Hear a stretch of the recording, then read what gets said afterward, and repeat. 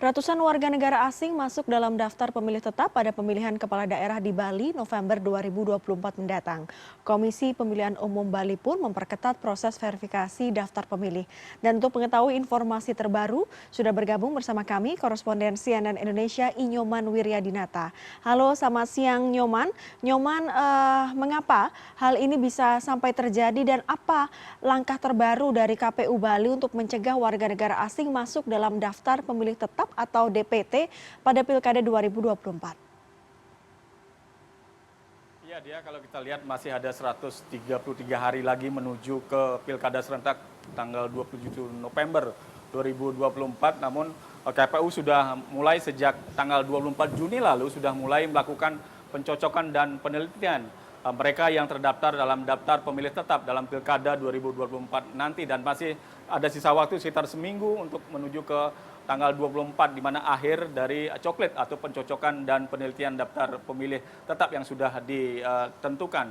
Kemudian kalau kita lihat hari ini pagi tadi sudah dilakukan evaluasi coklit untuk minggu ketiga, dan tadi saya melihat ada sekitar 12.000, artinya tidak hanya warga negara asing, artinya ada 12.800 orang yang masih terdata, mereka yang sudah meninggal masih terdata dalam daftar pemilih tetap. Kemudian ada sekitar 300 orang yang terdata dari, artinya ada nama ganda yang terdata yang ditemukan oleh petugas coklit. Kemudian ada hingga saat ini ada 6 orang warga negara asing yang ditemukan terdaftar di daftar pemilih tetap pada Pilkada 2024 nanti. Artinya Pilkada 2024 ini hingga hari ini, artinya coklit sudah berlangsung sekitar 99,5%, ditemukan ada 6 orang.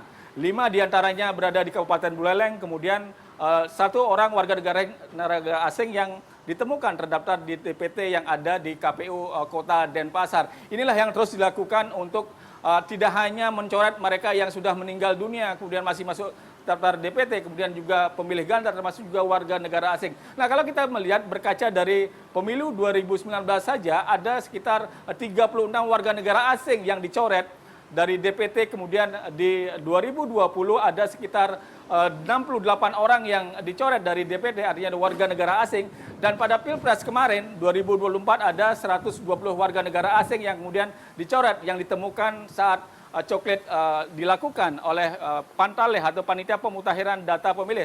Kalau kita lihat kenapa ini terjadi, karena adanya kesalahan daripada Panitia Pemutakhiran Data, di mana misalnya ada warga negara asing yang sudah lama tinggal di Bali ataupun menikah dengan warga negara lokal, namun belum masuk sebagai warga negara Indonesia, masih dicatatkan di daftar pemilih tetap. Inilah salah satunya. Kemudian juga ada pemilih warga negara asing, artinya warga negara asing yang memiliki 2 kewarganegaraan karena ayahnya ada yang warga negara asing, kemudian ibunya warga negara lokal. Inilah yang dicatatkan ketika turunannya yang memiliki 2 kewarganegaraan ini dimasukkan dalam daftar pemilih tetap. Nah, inilah yang akan disisir, tidak hanya warga negara asing, kemudian yang mereka yang sudah meninggal, termasuk juga daftar pemilih ganda yang akan disisir untuk dicoret agar benar-benar dalam pemilihan Pilkada serentak 2024 hanya mereka yang warga negara Indonesia yang sudah berumur 17 tahun saja yang boleh menggunakan hak pilihnya. Kemudian kalau kita berkaca dari partisipasi pemilih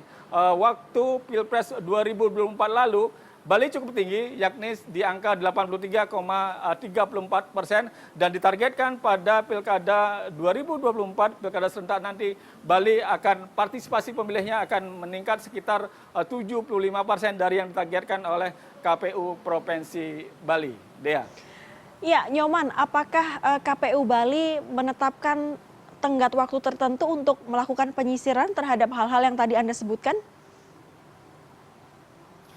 Iya, kalau kita lihat secara nasional, coklit dilakukan dari tanggal 24 Juni hingga 24 Juli nanti.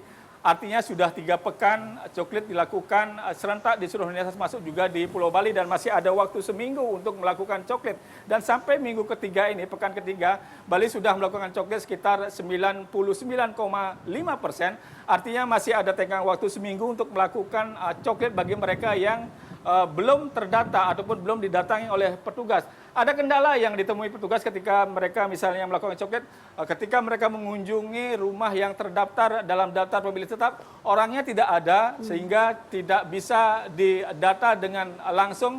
Kemudian mereka akan ditinggalkan sementara begitu oleh panitia pemutakhiran data untuk melakukan coklat di tempat lain. Dan inilah yang menunggu ketika warga bisa ditemui dengan mudah, kemudian memberikan keterangan termasuk juga data-data, maka penyisiran warga yang telah meninggal, termasuk juga pemilih ganda, termasuk juga warga negara asing akan bisa dilakukan secara akurat. Dea. Baik, terima kasih laporan langsung Inyoman Wiryadinata dari Bali.